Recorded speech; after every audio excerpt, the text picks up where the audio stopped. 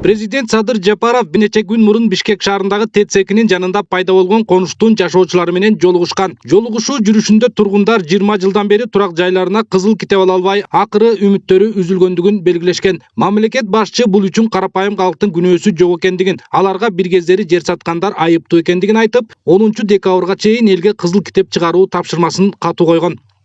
Бүгін ертең кечке чейин токтом чыгарып бересиңер. Кабминдин чечимин чыгарып бересиңер. Местный власть постановление өткөрүп берет. Так, андан кийин силерге канча убакыт керек? Бизге где-то в течение где-то 3 жума. 3 жума эмне канчалык жок? Процедура ушундай болот.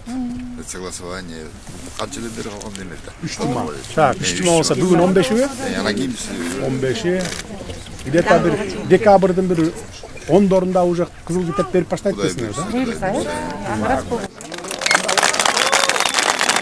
Бүгүн ТЭЦ-2-нин жашоочулары үчүн кубанычтуу күн болуп калды. Мамлекет башчынын тапшырмасы аркасында кызыл китептер бериле баштады. Аны президенттин Чүй облусундагы ыйгарым укуктуу өкүлү тапшырды.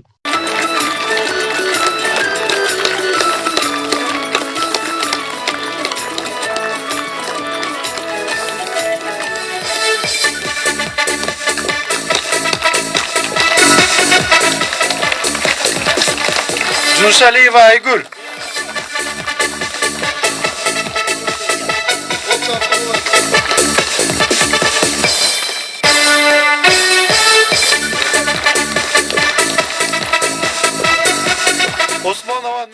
Президенттин Чүй облусундагы ыйгарым укуктуу өкүлүнүн айтымында трансформация маселеси ушул күнгө чейин курчпойдон калып келген. 20-30 жыл аралыгында жерлер сатылганы менен аны документтештирүү жоопкерчилигин эч ким алган эмес. Жакын арада президент өзү 2 жолу ушу жерге келип, силер менен баарлашып, сүйлөшүп, мына бүгүнкү куттуу күндү, майрамды силерге тартуулап отурат. Өткөндө президент өзү бизге тапшырма берип, 10 декабрга чейин кызыл китептерин жана үйдүн документтерин тапшырып бересиңер деп тапшырма бердиле. Баарыңар билесиңер.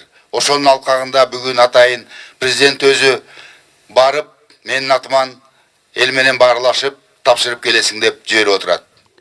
Бул күндү көптөн күткөн үй бүлөлөрдүн сүйүнүчүндө чек жок. Алар президентке ыраазычылык билдиришүүдө. Биз бул үйдү 2010-дон бери сатып алганбыз. Азыр балдарыбыз жашайт бул жердечи. Анан документин ала албай жүргөнбүз бул убакка чейинчи. Садыр агайга рахмат ушу элдин көйгөйүн чечип бергенине. Жакшы, Кудайга шүгүр. Айылдагыларга, өзүбүздүн кошуна, бул ТЭЦ-2деги кошуналар баарыбызга майрам болуп атат буйруса. Ушу 16 жылдан бери элибиз кызыл китепке ээ боло албай, кайра арызданып талашпаган, ораздамаган жери жок болчу. Ушу киши мамлекеттин башчысы болуп келип, кол алдында кызматкерлер менен бирдикте бизге кызыл китеп тапшырып атат. Биз чоң ыраазычылык билдиребиз. Биз кызыл китепти алелек деп эч кандай бир шайлоого катыша алчу эмеспиз. Больницаларга көрүнө алчу эмес, себеби документибиз толук болбогондуктан керек болсо паспорт алуу убузда кыйын болуп жүргөн. Азыр жакшы болду, мындан ары ушу документтештирип, мыйзамдуу Кыргыз Республикасынын гражданы катары баардык мыйзамдуу иштерге укуктуу катыша ала турган милдетибизди көрүп атабыз. Чоң рахмат, силерге жалпы аманчылык болсун. ТЭЦ-2-нин айланасы Орок айылына карайт. Квартал жетекчилери, көчө башчыларынан турган комиссия түзүлүп, жалпы документтештирүү иштери дагы да жүрүүдө. Айрым жашоочулар талап кылынган документтерди кечиктирүүдө, бирок аларга да кыска убакытта кызыл китептери колуна тиет. Эң негизи мынакей азыр үйүнөн документтер керек экен. Бияка катталганга. Ошо документтерди бербей кыйналып атпайсыңар өзүңөр? Убактын алып. Элдин маанайы Кудайга шүгүр аябай жакшы. Президентибизге, өкмөткө, ошо бийликте отурган байкелерибизге элдердин маанайы аябай жакшы.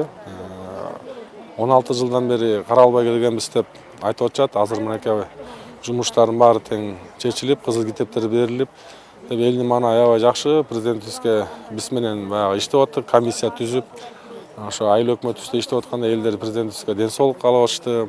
Бүгүнкү күндө адистер дагы да бул иштерди улантышууда. Себеби бардык турак жайлардын жайгашуу орду аныкталып, көчөлөргө тоскоолдук жаратпагыдай болушу зарыл. Алтынбек Бектуров, Алымбек Бектурганов, Регион телеканалы, Чүй облусу. Бүгүн Борбор калаада коррупцияга каршы күрөшүүнүн эл аралык күнүнө карата коррупция менен күрөшүүдө жарандык сектордун салымы аттуу темада тегерек стол болуп өттү. Иш-чарага антикоррупциялык ишкердик кеңешинин башкы катчысы Нурыйпа Муканова башында турган бир топ активисттер жана жарандык коомдун мүчөлөрү катышты. Бүгүнкү күндө мамлекетибизде эң чоң эки максат турат. Биринчи максат ошо ар бир жаран өзү коррупцияга малынбаш керек, өзү таза болуш керек. Экинчи ошол коррупция менен күрөшкөнгө, ошо бөгүт койгонго мамлекеттик органдарда анын үчүн деген ар бирөөбүз ушундай таза болушубуз керек да. Ошон үчүн биз деген бүгүн ар бирөөбүз коррупцияга каршы чыгабыз. Иш-чаранын негизги максаты мамлекеттик бийлик органдары менен жарандык коомдун ортосундагы диалогду камсыздоо жана коррупция менен күрөшүүгө карата жаңы стратегияларды иштеп чыгуу экендиги айтылат. Кудай буйрса стратегиялар иштелип чыгып атат. Президент ушул АКСти жоюп, атайын ушу элге жүзү менен кайрылып, эл жардамын берсин. Элдин арасында ар кандай кишилер бар, акылдуу, билимдүү, илимдүү, учөн истеп менен кишилер бар. Ошолор аралашып, өкмөттүн кызматкерлерине жардам берсин, өкмөткө жардам берсин деген талап менен АДСти башты. Бул кеңешме Кудай буйрса иштеп чыгып, бардык жоолорун иштеп чыгып, мыйзамдарды сунуштап, ар кайсы структуралар боюнча өзүнчө анан кийин бир жыйынтыкка чыгабыз деген ой бар. 2008 жылдан бери Кыргызстанда антикоррупциялык кеңештер ар кандай аталыш менен түзүлүп келген. Деген менен тиешелүү уюмдарга буга чейин жеткиликтүү көңүл бөлүү болбогондуктан көзгө басар жыйынтык болгон эмес. Бул жолкусун президент Садыр Жапаров жеке өзү жемкорлукка каршы күрөшүүнү күчөтүп жатканы бир топ жыйынтыктарга себеп болгонун айтышат. Карапайым калктын көйгөйүн чечүү менен, коррупция бөгөт коюу менен алектенебиз да. Азыркы учурда коррупция деген нерсе ар бир жаранда бар да, мисалы үчүн ар бир мындай көйгөйлөр ар бир адамда бар да, мисалы үчүн ошо көйгөйлөрүбүздү аз элдер ошого чейин кимге айтаарын билбей, кимге кайрылаарын билбей келишкен да. Азыркы учурда коомдук бирикмелерди биздин өзүбүздүн Садыр Нуркожоевич президентибиз колдоп атат да, ошо коомдук уюмдарды, коррупцияга каршы уюмдарды колдогонун негизинде биз жакшы иштерди жазып атабыз да. Учурда антикоррупциялык ишкердик кеңешинин курамында бардык чөйрөнүн өкүлдөрү иш алып барышууда. Алар жарандардын укугун коргоодо ар тараптуу акысыз кызмат көрсөтүүлөрүн айтышат. Биздин негизги максатыбыз же ушул убакытка чейин жүргүзгөн ишмердүүлүктө бир жылда 1,5 миңге жакын адам заявление менен кайрылат да. Бул деген эмнени билдирет? Бул деген госслужащийлердин жанагындай жумуш учурунан кыянаттык пайдаланып, же болбосо бир өзүнө тиешелүү жумушту алып барбагандыктын эсебинен ушундай жанагындай бизге окшогон организация кабыл болушат да. Биз эми мамлекет менен жарандардын ортосунда көпүрөбүз да. Гүлдана Момунова, Калыс Өмүралиев, Регион телеканалы, Бишкек шаары. Министрлер кабинетинин төрагасы Акылбек Жапаров Нур-Султан шаарына Казакстан Республикасы жумушчу сапарынын алкагында Казакстан Республикасынын Ички иштер министрлигинин ыкчам башкаруу борборунун иши менен таанышты. Бул тууралуу Министрлер кабинетинин басма сөз кызматынан кабарлашты. Ыкчам башкаруу борборун түзүүнүн негизги максаты кризистик кырдаал келип чыккан учурда жана аны чечүүдө зарыл болгон ыкчам маалыматты кабыл алуу, иштеп чыгуу жана каттоого алуу жана аны талдоону автоматташтыруу болуп саналат. Кылмыш, жол транспорт кырсыктары. Мекеменин иш процессине жогорку технологиялык жана жогорку интеллектуалдык чечимдер киргизилген. Ал эми программалык камсыздоо, казакстандык адистердин эксклюзивдүү иштеп чыгуусу. Бул тутумдун жардамы менен жалпы укук бузуулардын 60% аныкталып, ошондой эле 33 миңден ашуун укук бузуулар катталган.